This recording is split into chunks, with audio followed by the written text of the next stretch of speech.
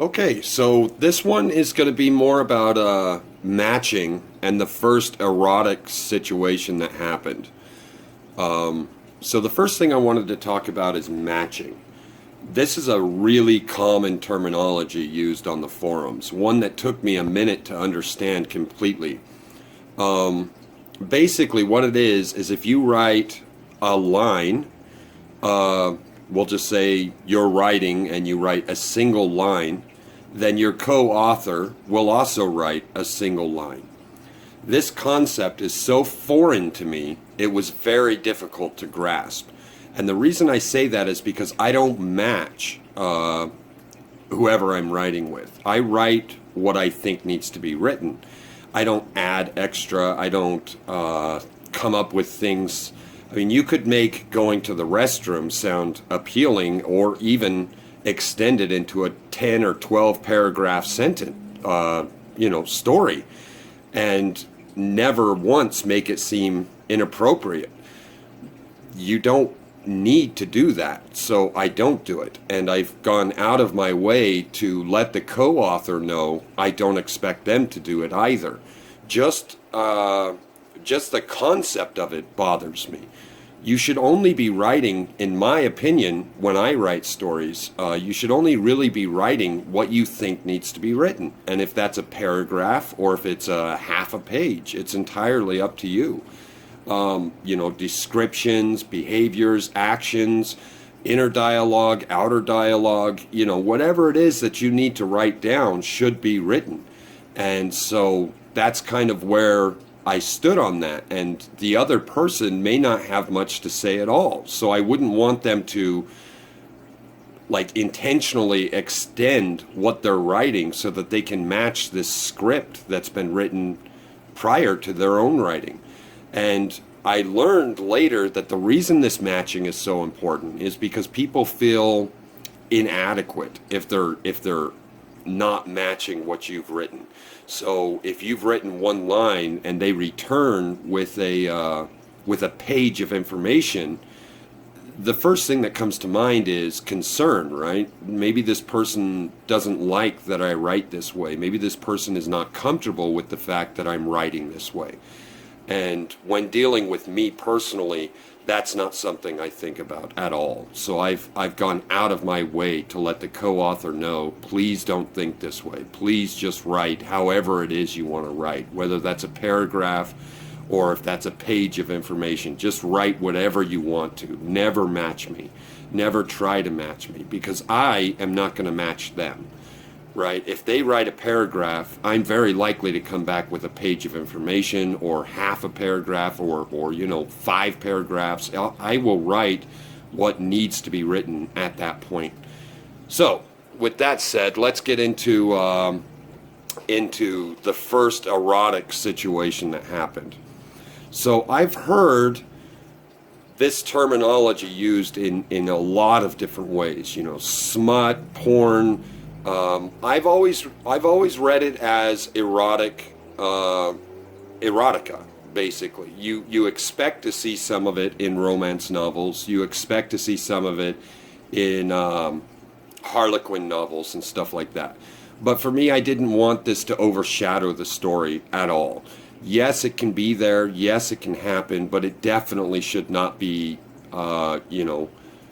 this happened, now we're into this. This happened, now we're into this. I wanted it to flow naturally. And so I also let the co-author know that this was sort of one of my conditions when writing is, yes, it's going to happen just like it would in any other romance novel. You've got Patricia Briggs, Laurel K. Hamilton's kind of a bad example as she's got books after book. Amazing author, but yeah. And the co-author agreed that this wouldn't be a focus point. So everything kind of worked out there. The next problem that I ran into is that this is a very difficult style to write in.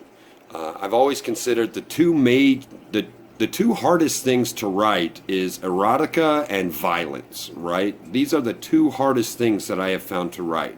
The first thing that people should know is that I separate myself very far from any kind of erotica that's taking place in a book. Like, you can definitely guarantee that the erotica that's taking place in the book is not based on me.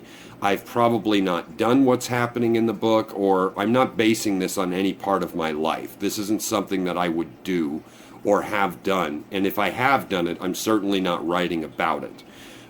These are situations that are given to the characters that I try to encompass into the story.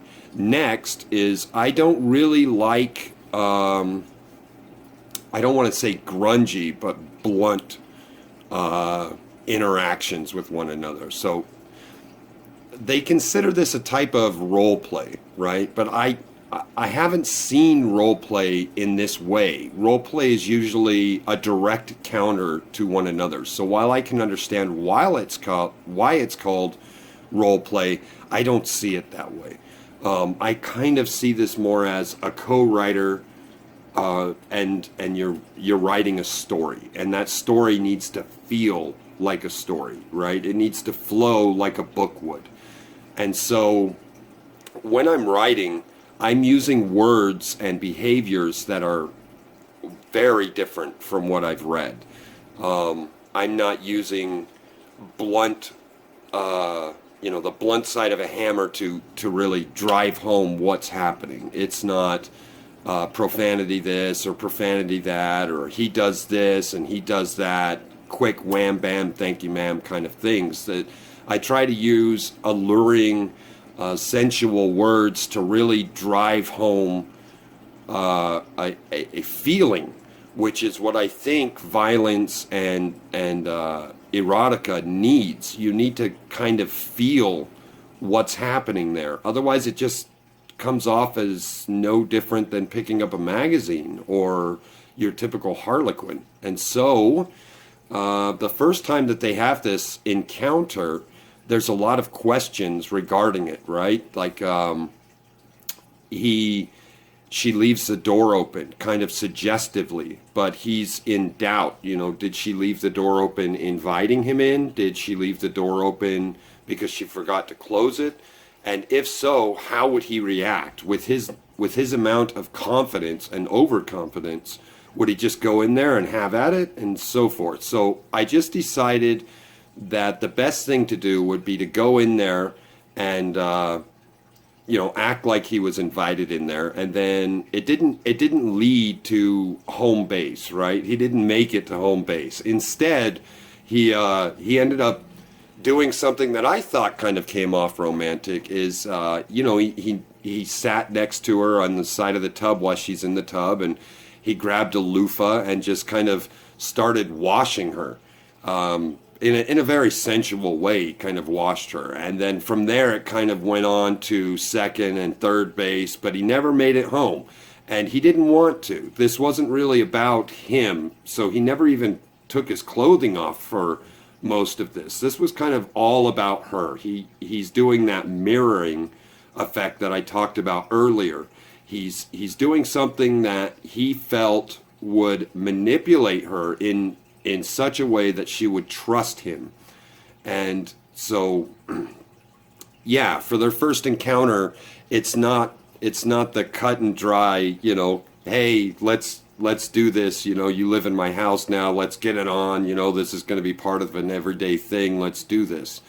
It was more of as sensual and as alluring and just sexy as I could get it without actually going home base. And she worked remarkably well with this. She really did very well for her character reacting to the situation and kind of accepting the fact that towards the end it wasn't going to go that far. And so I was really grateful that she was able to make that scene come to life, because it was not just about me here. This had as much power in her area as it did mine, right? So, I'm trying to push out a certain feeling, but she could have come back and destroyed the whole thing. And so I've been very fortunate to have somebody that works so well with me and really understands what it is that I'm trying to get across. And as we get further on to the series, the next thing that we're really going to talk about, I believe, we're getting close to his first, his first murder scene. And the murder scenes are really interesting, so it'll be exciting to get there and talk about that, but we'll do that another day. Hopefully this is all come off clearly. I'll answer questions if you have them, but honestly, I'm just trying to give you a behind the scenes on what it is that I'm doing, how I'm feeling when I do it, and the research and the depth that comes into it. And when it comes to these erotic scenes, luckily I read a lot, right? So I'm pushing out a book every other day, reading, and a lot of the books that I read are romance novels. So I kind of have a lot of words and a lot of research to pull on when I'm dealing with situations like that I can remember and that I can use to further advance what I'm trying to do. All right, then. I'll talk to you in the next one. Bye-bye, guys.